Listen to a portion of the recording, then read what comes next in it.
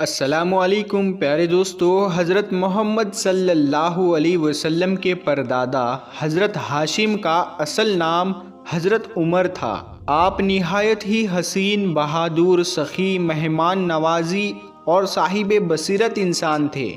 मक्का में जब कहत पड़ गया तो आपने सबसे पहले ये तरीका अपना लिया कि सालन के अंदर रोटी के टुकड़ों को चूर कर डाला और वो अहले मक्का और गरीबों को कई बार खिलाया। हाशिम के मायने चूर करने के हैं। इसी बिना पर आपका नाम हाशिम पड़ गया। आप जवान बहादुर थे। नूरे नबी आपकी पेशानी पर चमकता था। बनी इसराइल उल्मा और हिकमा आपको देखते तो इज्जत और तकरीम की खातिर उनके हाथ चूमते। कबीलाई अरब के बड़े बड़े सरदार और उलमाए बनी इसराइल निकाह के लिए अपनी बेटियां पेश करते। शाह रोम ने अपनी शहजादी के रिश्ते की पेशकश की। इन तमाम लोगों की ख्वाहिश थी कि किसी न किसी तरह नूरे नबूवत उनकी तरफ मुंतकिल हो जाए। हाशिम पहले सरदार थे जिन्होंने साल में 2 मरतबा तिजारत का दस्तूर जारी किया। मौसम गर्मी में शाम की तरफ और मौसम सर्दी में यमन की तरफ और हबशा की तरफ। अय्याम हज में हाशिम हाजियों की बहुत खातिरदारी करते। उन्हें गोश्त, रोटी, सत्तू और खजूरें खिलाते और पीने के लिए आबे जमजम देते। हाशिम तिजारत के गर्ज से मदीना ठहरे। वहाँ आपकी नज़र एक औरत पर पड़ी जिसका नाम सलमा था। वो शर्मो हया, दियानत और शराफत की पैकर थी। हाशिम ने उन्हें शादी का पैगाम भिजवाया। इस तरह हाशिम और सलमा का निकाह हुआ। खुदा ताला ने अपने महबूब सल्लल्लाहु ताला अलैहि वसल्लम के लिए मदीना से ताल्लुक़ जोड़ने के लिए पर्दाए गैब से एहतमाम फरमाया। हाशिम कुछ अरसा वहाँ रहे। हज़रत सलमा उम्मीद से थी कि हाशिम का इंतकाल हो गया। हज़रत मोहम्मद सल्लल्लाहु अलैहि वसल्लम के दादा अब्दुल मुत्तलिब पैदा हुए तो उनके सर में एक सफ़ेद बाल था, इसीलिए उनका नाम शैबा रखा गया। हज़रत हाशिम के इंतकाल के बाद हज़रत अब्दुल मुत्तलिब की वालिदा एक अरसा तक मदीना मुनव्वरा में मुकीम रहे। जब हज़रत अब्दुल मुत्तलिब बड़े हुए तो आपके चाचा आपको लेने के लिए मक्का से मदीना आ गए। जब उन्हें लेकर मक्का में दाखिल हुए तो हज़रत अब्दुल मुत्तलिब ऊँटनी पर सवार थे और अपने चाचा के पीछे बैठे हुए थे। सफ़र की थकान, चेहरे पर मिट्टी और यतीमी दोनों चेहरे पर नुमाया थी। तो लोगों ने आपके चाचा से पूछा कि तुम्हारे पीछे कौन बैठा है। तो आपके चाचा ने हया की वजह से कह दिया कि ये मेरा गुलाम है। बाद में घर पहुंचकर हज़रत अब्दुल मुत्तलिब को नहलाया, नए कपड़े पहनाए तो मालूम हुआ कि हज़रत अब्दुल मुत्तलिब आपके भतीजे हैं। इसी बिना पर आपका नाम हज़रत अब्दुल मुत्तलिब यानी मुत्तलिब का गुलाम पड़ गया।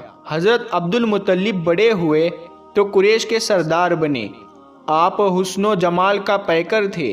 आपकी सखावत और मेहमान नवाजी अपने बाप से भी बढ़ गई। आपका दस्तरखान इस कदर वसी था कि आपकी मेहमान नवाजी इंसानों से गुजरकर चरिंदों परिंदों तक पहुँच गई। उनके लंगर का ये आलम था कि जो कोई आता भूखा वापस ना जाता। कबीले जुरहम यमन के रहने वाले थे। जब यमन में कहत पड़ा तो ये लोग वहाँ से निकले, यहाँ तक के मक्का पहुँच गए। इनकी मुलाकात अम्मा हाजरा अलैहिस्सलाम से हुई। जमजम का कुआं देखकर इन लोगों ने डेरा डाल दिया और यही के होकर रह गए।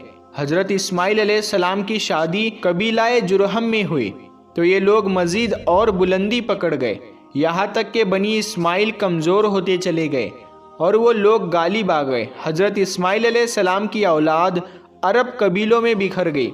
जुरहम के जुल्म व सितम हद से ज़्यादा बढ़ गए तो बनु इस्माइल का इत्तेहाद रंग लाया। चुनांचे वो फिर अपने मरकज़ के अमीन बने और कबीलाए जुरहम को निकाल दिया। कबीलाए जुरहन वालों ने जाते जाते ये जुल्म किया कि सोने के 2 हिरन काबातुल्लाह की कीमती चीज़ें जमजम के कुएं में डाल दी और जमजम के कुएं को इस तरह बंद किया कि उसका नामो निशान तक बाकी ना रहा। अल्लाह ताला ने रोइया सलेहा के ज़रिए उसको खोलने का हुक्म दिया। हज़रत अब्दुल मुत्तलिब को उस जगह को खोलने का हुक्म दिया। 4 मरतबा आपको इसका इशारा और हुक्म मिला यहाँ तक कि आपको उस जगह की निशानियाँ तक बताई गई।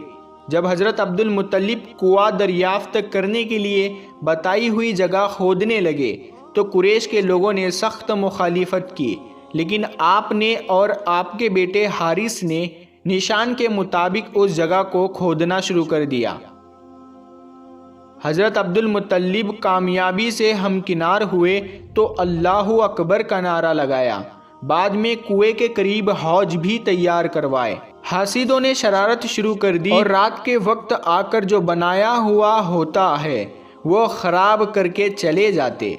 हज़रत अब्दुल मुत्तलिब ने अल्लाह से दुआ मांगी, वो ऐसी कबूल हुई कि जो शख्स उस हौज में नहाता वो किसी न किसी बीमारी का शिकार हो जाता।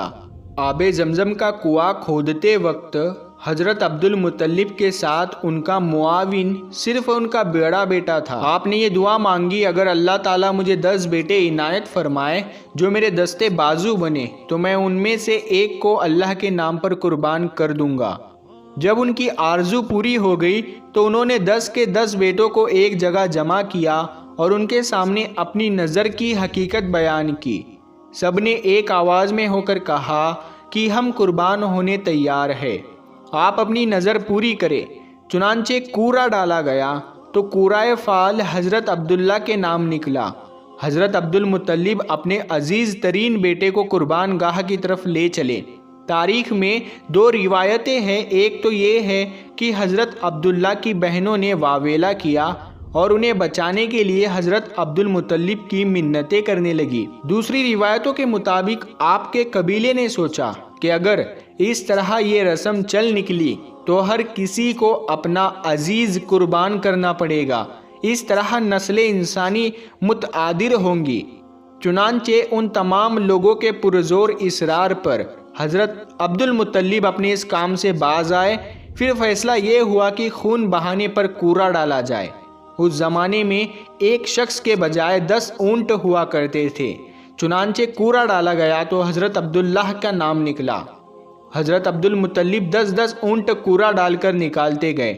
इत्तेफाक ऐसा कि हर एक मर्तबा कूराए फाल अब्दुल्लाह के नाम से निकलता। बिल आखिर जब 100 ऊंट हो गए तो फिर कूड़ा डाला गया। अब कूराए फाल ऊंटों के नाम निकला। इस तरह 100 ऊंट ज़िबा किए गए और हज़रत अब्दुल्ला की जान बच गई और आप सलामत रहे। मेरे प्यारे दोस्तों, उम्मीद करते हैं आपको ये वाक़या पसंद आया होगा और आपकी मालूमात में ज़रूर इजाफ़ा हुआ होगा। इस वीडियो को ज़्यादा से ज़्यादा अपने करीबी दोस्तों में शेयर करना और उन तक ज़रूर पहुँचाना। अगर अभी तक आपने हमारे चैनल को सब्सक्राइब नहीं किया है तो चैनल को सब्सक्राइब करें, साथ में लगे बेल आइकन को ज़रूर दबा दें। हम मिलते हैं फिर एक नई वीडियो के साथ। तब तक के लिए अस्सलामु अलैकुम, अल्लाह हाफिज़।